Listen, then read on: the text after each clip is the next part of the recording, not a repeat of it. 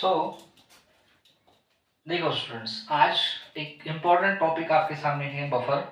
Okay, buffer generally buffer क्या होते हैं ये हमें पता होना चाहिए। बफर का यूज, इसका एप्लीकेशन कैसा होता है फार्मास्यूटिकल इंडस्ट्रीज के अंदर, ये हमको पता होना चाहिए।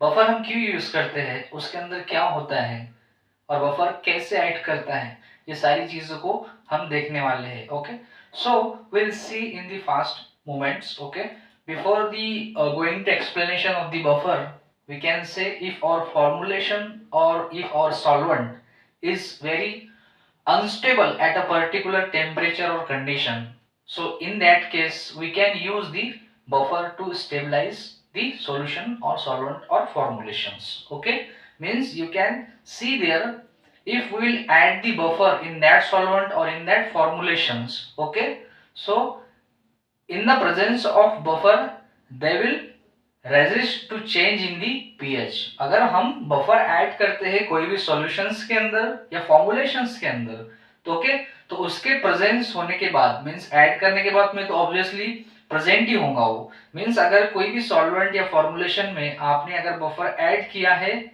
तो इसका मतलब ये है कि वो आपके सॉल्वेंट या फॉर्मुलेशन के पीएच को चेंज नहीं होने देगा। सो ये उसकी प्रॉपर्टी है, ये उसका गुणधर्म है। बिकॉज बफर हम अगर देखेंगे तो buffer resist to change in the pH वाला एक्टिविटी करता है, मीन्स आपके पीएच को चेंज होने नहीं देता। अब ये क्यों ऐसा होता है, बफर के अंदर ऐसा क्या होता है जो ये एक्टिविटी पीएच वाली वो बढ़ने नहीं देता, वो भी हम देखेंगे। ओके, सो जनरली बफर क्या होते हैं, एक कंपाउंड होता है। अगर हमने हमको किसी ने पूछा ये क्या है, केमिकल है, कंपोनेंट है या कंपाउंड, हम बोलेंगे कंपाउंड है। क्या है, compound, it is a compound. मतलब इसके अंदर क्या होता है, कंपाउंड के अंदर क्या होता है, दो चीजें होती है। कंपाउंड के अंदर दो चीजें होती है, टू कंपोनेंट होते हैं। Two component is known as a compound togetherly. Okay, so एक होता है सोल्यूट और दूसरा होता है सॉल्वेंट। एक होता है सोल्यूट और दूसरा होता है सॉल्वेंट। इसी को हम क्या बोलते हैं, कंपाउंड। देखो, तो बफर एक कंपाउंड है, मतलब ये दो चीजों से बना है। ओके, सोल्यूट और सॉल्वेंट, इसके भी अंदर कोई ना कोई एक सोल्यूट है और एक सॉल्वेंट है। समझ में आ गया। सो इसके अंदर अब इसकी एबिलिटी है to resist the change in pH. मतलब आपके पीएच को ये चेंज नहीं होने देगा, मीन्स चेंज नहीं होने देगा। यानी कि ये इसका हो गया बफर वाला एक्शन। क्या एक्शन कर रहा है, ये रेजिस्ट कर रहा है। रेजिस्ट कर रहा है मीन्स आपके सॉल्वेंट या फिर आपके डोसेज फॉर्म को या आपके जो भी सॉल्वेंट है उसको पीएच को जनरली चेंज नहीं होने देता अगर ये ऐड है उसमें। तो ये क्या कर रहा है, resist to change in the pH, means इसका ये बफर एक्शन हो गया। क्या हो गया, ये इसका बफर एक्शन हो गया।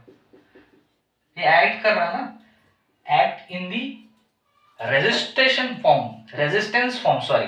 okay, act in the resistance form, so this is the action, so we can say this is the buffer action। okay, अब हमने देखा कंपाउंड है to resist the change in pH, pH को change नहीं होने देता जनरली। लेकिन आपके इसके अंदर क्या ऐसा है, मतलब ये पीएच को चेंज नहीं होने देता, ये हम देखेंगे। ओके, सो पीएच को चेंज नहीं होने देता मतलब इसके अंदर कॉन्जुगेशन वाला कंसेप्ट है। अगर आप वीक एसिड ले रहे हो तो उसका कॉन्जुगेट बेस होगा, और अगर वीक बेस ले रहे हो तो उसका कॉन्जुगेट एसिड रहेगा। ये कॉन्जुगेशन वाला जो कंसेप्ट है, तो ये एक दूसरे से शेयरिंग ऑफ प्रोटॉन जो होता है, शेयरिंग ऑफ प्रोटॉन जो होता है वो ज्यादा अमाउंट में नहीं होने देता।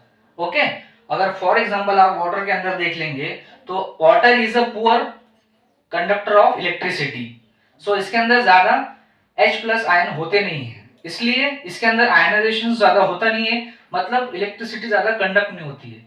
तो उसी तरह जब आप अगर उसका वीक एसिड, अगर फॉर एग्जांपल स्ट्रॉन्ग एसिड है और उसका बेस है, और वीक एसिड है उसका कॉन्जुगेट एसिड बेस है, तो ऐसे अगर जब कॉम्बिनेशन में आप लेंगे तो वो न्यूट्रलाइज करेगा, न्यूट्रलाइज करेगा आयन एक्टिविटीज को। क्या करेगा? न्यूट्रलाइज करेगा। मींस आपके सॉल्वेंट में, आपके फॉर्मुलेशन में जब आप बफर ऐड करते हो तो वो न्यूट्रलाइज करता है आयन्स एक्टिविटीज को। क्या करता है? न्यूट्रलाइज करता है। इसलिए न्यूट्रलाइजेशन ऑफ आयन होगा, मतलब H प्लस बढ़ेगा नहीं, मतलब पीएच चेंज नहीं होने का। ओके, H प्लस या OH माइनस एक्टिविटी को न्यूट्रलाइज कर दे रहा है बफर। ओके, तो इसलिए आपको पीएच जनरली उसका चेंज होने नहीं देगा और वो आपका फॉर्मुलेशन, वो आपका सॉल्वेंट एक स्टेबल फॉर्म में आपको दिखाई देगा। ओके मतलब हमने क्या देखा कि बफर के अंदर कॉन्जुगेशन वाला कंसेप्ट है, इसलिए वो आपके कंपाउंड को मतलब न्यूट्रलाइज होने से क्या करता है? न्यूट्रलाइज होने से, सॉरी, आयनाइजेशन होने से बचाता है, मतलब न्यूट्रलाइज करता है। अगर आपने थोड़ा सा अमाउंट में एसिड और अल्कली अगर ऐड भी कर लिया उसमें, तो वो उसको न्यूट्रलाइज करेगा और आपके सॉल्वेंट को मींस चेंज होने से, पीएच के चेंज होने से रोके रखेगा। ये इसके अंदर प्रॉपर्टी है। ओके, सो उसको हमने बोले कि buffer action means resistance to change in the pH is known as a buffer action. Okay, so अगर आप वीक एसिड ले रहे हो, okay, combination of weak acid है एंड इट्स कॉन्जुगेट बेस है, weak acid and its conjugate base. Okay, so act as a buffer. अगर weak acid है तो उसका कॉन्जुगेट बेस रहेगा और वीक बेस है तो उसका कॉन्जुगेट एसिड रहेगा। तो ये जब ऐसे कॉम्बिनेशन में आएंगे, कॉन्जुगेशन में आएंगे, ओके, तो वो एक्ट एज अ बफर बोल के कहलाएंगे। Okay, without conjugation they will neither, sorry, without conjugation they will never act as a buffer. Okay, so आपको कॉन्जुगेशन वाला कंसेप्ट अप्लाई करना पड़ेगा, तब ये बफर वाला एक्टिविटी आपको दिखाई देगा उस सॉल्यूशन के अंदर। ओके, फॉर एग्जांपल अगर हमने देखा कि ये न्यूट्रलाइजेशन कैसे करते हैं एक दूसरे से, मतलब शेयरिंग होता नहीं है क्या प्रोटॉन के अंदर? इनका शेयरिंग होता नहीं है क्या? नहीं होता है। वो कॉन्जुगेशन जब होता है स्ट्रॉन्ग एसिड और वीक बेस का, तो वो कोई भी रिएक्शन के अंदर जाते नहीं है। Means it doesn't go under, it doesn't undergo any type of reactions. Okay, any type of reactions. अगर देख लेंगे हम, ये एसिड है, ओके, अगर हमने ऐड किया उसको, क्या किया? ऐड किया, तो इसका क्या हो सकता है? इसका हो सकता है ऐसे ही रिएक्शन, या फिर ऐसा हो सकता है, ओके, ए माइनस और H plus. Okay, A minus और H प्लस, ये हो सकता है इस केस में A minus H A minus H A plus, sorry, H A plus. Means सिर्फ क्या हो रहा है इसके अंदर? सिंपली ट्रेड प्लेस हो रहा है, यानी कि चेंज हो रहा है सिर्फ तुम्हारा इसके इसके अंदर, सॉरी, इसके अंदर सिर्फ चेंज हो रहा है ट्रेड प्लेस। ये इधर था, इधर आ गया, इधर था, इधर आ गया। मतलब इसके अंदर ज्यादा प्रोटॉन डोनर वाला और एक्सेप्टर वाला ऐसा प्रॉपर्टी मींस हमको दिखाई नहीं दिया, सिर्फ ट्रेड प्लेस हो रहा है केमिकल कंपोनेंट्स का। ओके, तो ये एलिमेंट्स का सिर्फ क्या हो रहा है? ट्रेड प्लेस हो रहा है, सॉरी। तो इसके अंदर ट्रेड सिर्फ प्लेसिंग हो रहा है इसके अंदर, इसकी वजह से पीएच इसका चेंज नहीं हो रहा है, पीएच इसका चेंज नहीं हो रहा है। अगर हम बात कर ले, अगर हम स्ट्रॉन्ग एसिड ऐड करेंगे बफर के अंदर, if will add the strong acid in the buffer, what will be happen? If will add the strong acid, अगर स्ट्रॉन्ग एसिड लेंगे, स्ट्रॉन्ग एसिड लेंगे और बफर के अंदर ऐड करेंगे, तो क्या होगा? ओके, तो उसका जो वीक एसिड है इसका, अब स्ट्रॉन्ग एसिड लिया हमने, स्ट्रॉन्ग एसिड लिया और उसको ऐड किया बफर के अंदर, सॉरी, ओके, बफर के अंदर स्ट्रॉन्ग एसिड लिया और ऐड किया बफर के अंदर। ओके, तो उसका वीक बेस जो रहेगा वो रिएक्ट करेगा उससे। ओके, वीक बेस रिएक्ट करेगा उससे। मींस यहाँ पे क्या होगा? H2O, H2O A minus, H2O, ये H2O और A minus, H2O A minus, ये वाला रिएक्शन होगा। अगर हम स्ट्रॉन्ग एसिड ऐड कर रहे हैं बफर के अंदर, तो हमको क्या मिलेगा? Water plus base. मींस क्या हो रहा है? If we will add the strong acid into the buffer, okay, weak base will react with the acid, means this H plus okay, will react with the strong acid H plus, okay, and we can see the neutralizations of the molecules, means there is a no such type of effect, okay. So इसके लिए हम यहाँ पे देखते हैं कि इसमें slightly change हो सकता है, लेकिन ज्यादा चेंज नहीं हो सकता। स्लाइटली चेंज हम जिसको बोलेंगे, स्लाइटली चेंज हो सकता है पीएच के अंदर, ओके, बट ज्यादा नहीं होता है, ओके। सो ये हो गया आपको मतलब एसिड के केस में। एसिड के अगर हम केस में देखेंगे तो ये वाला रिएक्शन हमको जनरली दिखाई देता है। So in this case we can see the pH, okay, only slightly change, इतना बड़ा पीएच चेंज होगा नहीं। अगर हम स्ट्रॉन्ग एसिड के बजाय अगर स्ट्रॉन्ग बेस लेंगे अभी, तो क्या होगा, स्ट्रॉन्ग बेस ऐड करेंगे वाटर में, ओके। यहाँ पे स्ट्रॉन्ग बेस लिख देता हूँ। If will add the strong base to the buffer, क्या होगा, headline, if we will add the strong base into the buffer what will be the happen, okay। so अब क्या होगा, बफर के अंदर आपने क्या किया, बेस ऐड किया, ओके, बेस ऐड किया। तो जब बेस ऐड किया स्ट्रॉन्ग, तो एसिड तो प्रेजेंट ही था उसमें, एसिड तो प्रेजेंट ही था उसमें, ओके। तो अब ये क्या होगा, H2O, H2O और A minus, okay, same reaction, okay, same reaction होगा उसमें भी, ऐसा मतलब बहुत ज्यादा रॉकेट साइंस वाला रिएक्शन नहीं होगा। तो देखो जनरली एसिड ऐड करने के बाद में उसका जो वीक बेस है वो उससे रिएक्ट कर रहा है, और वीक बेस ऐड करने के बाद में उसका स्ट्रॉन्ग एसिड उससे रिएक्ट कर रहा है, और जनरली हम देख रहे हैं कि ये एक दूसरे से रिएक्ट कर रहे हैं, एक दूसरे से सिंपली रिएक्ट कर रहे हैं, बट इनके अंदर ज्यादा चेंज हमको दिख नहीं रहा है। प्रोटॉन वाला इतना दे रहा है, इतना ले रहा है, बहुत ज्यादा चेंज होके आ रहा है, फाइनल प्रोडक्ट कुछ ऑलरेडी मिल रहा है। सो इसलिए हम ये कह सकते हैं कि फाइनली पीएच सिर्फ स्लाइटली चेंज हो सकता इन केस ऑफ जब हम बफर ऐड करेंगे, ओके।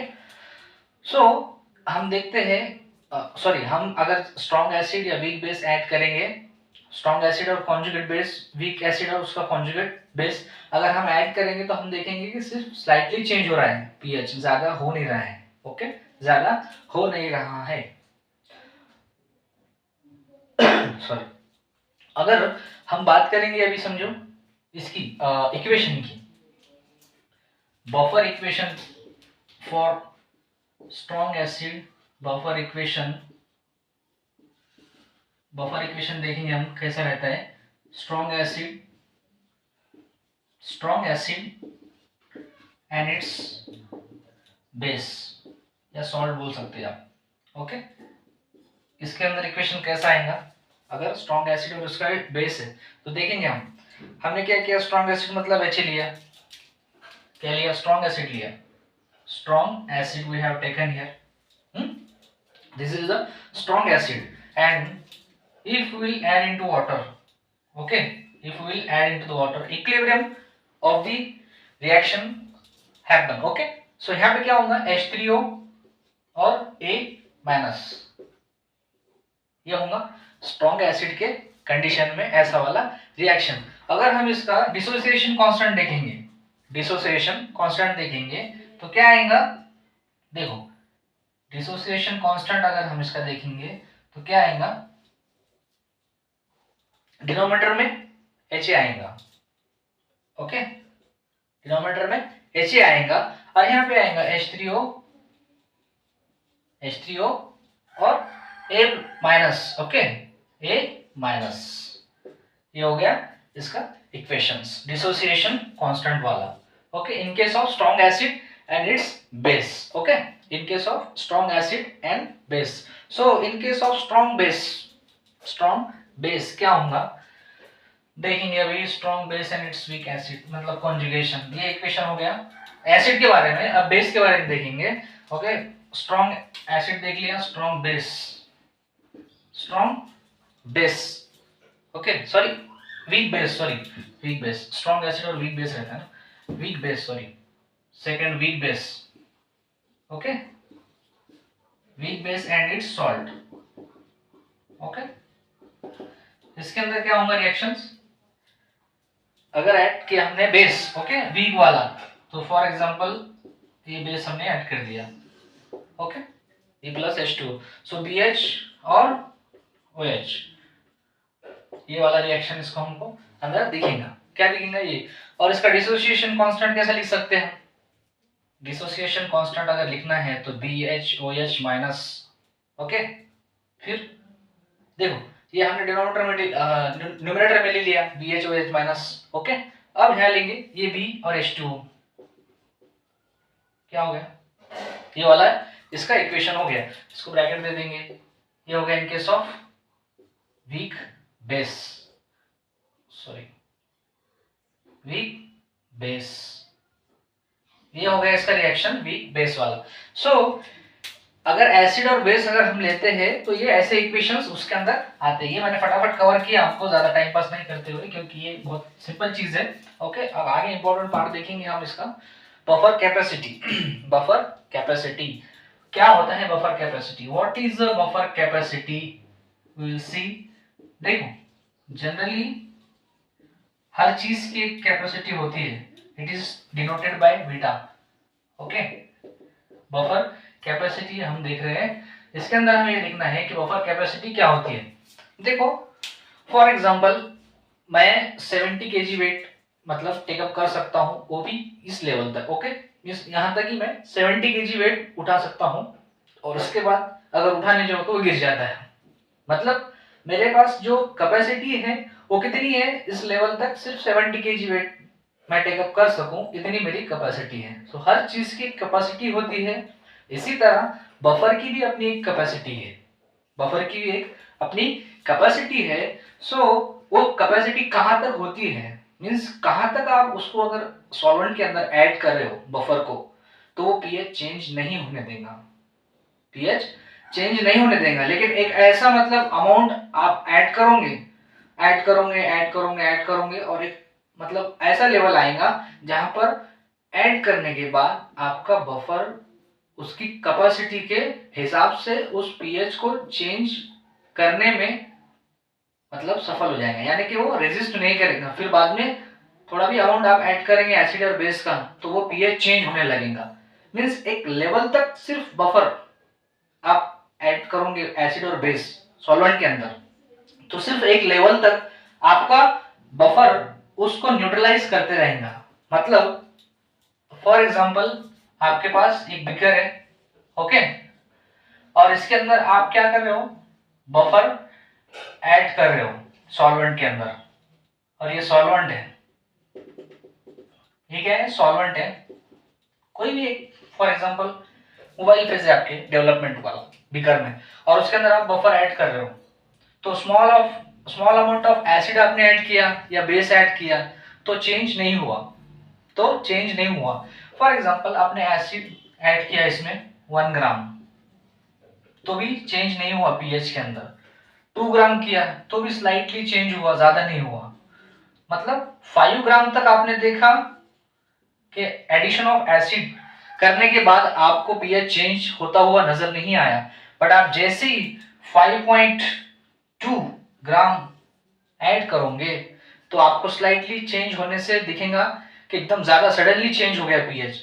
तो यहां पर इसकी कैपेसिटी खत्म हो गई, क्या हो गई, कैपेसिटी खत्म हो गई। मतलब आप डायरेक्टली वहां से आपको क्या दिख रहा है, पीएच चेंज दिख रहा है। एडिशन ऑफ एसिड करने के बाद आपको सडनली पीएच चेंज होने का नजर आया, तो वो उसका कैपेसिटी हो गया। मतलब वहां तक आप ऐड करते जाओगे एसिड या बेस, तो उस लेवल तक वो ठीक है, मतलब न्यूट्रलाइज करते रहेगा। लेकिन न्यूट्रलाइज भी कब तक करेगा, ओके, जब तक उसकी कैपेसिटी है। मींस जहां पर उसकी कैपेसिटी खत्म हो जाती है उस पॉइंट को बोलते हैं मैग्नीट्यूड ऑफ रेजिस्टेंस, मतलब उसका परिमाण जो था, ओके, परिमाण था, मैग्नीट्यूड ऑफ रेजिस्टेंस बोलते हैं उसको, क्या बोलते हैं, मैग्नीट्यूड ऑफ रेजिस्टेंस। मतलब जहां पे वो क्या करता है, मैग्नीट्यूड ऑफ रेजिस्टेंस, रेजिस्ट करना छोड़ देता है या भूल जाता है, उसको बोलते हैं मैग्नीट्यूड ऑफ रेजिस्टेंस।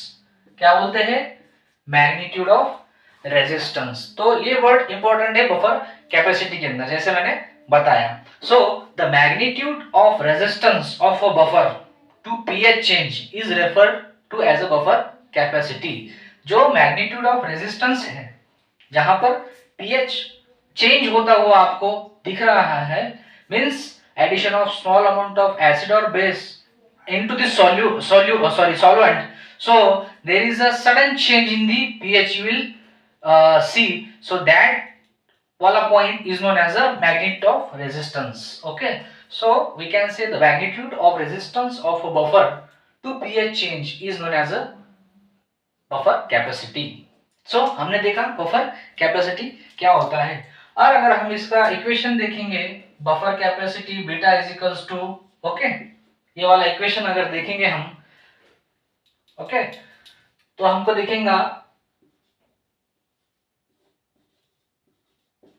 ये इक्वेशन आएगा बफर कैपेसिटी का। मींस बफर कैपेसिटी यानी डेल्टा से हम क्या बोल रहे हैं, डेल्टा क्या होता है, डेल्टा डिपिकेट्स द फाइनाइट चेंज। अब ये क्या है, फाइनाइट चेंज है, delta is a finite change.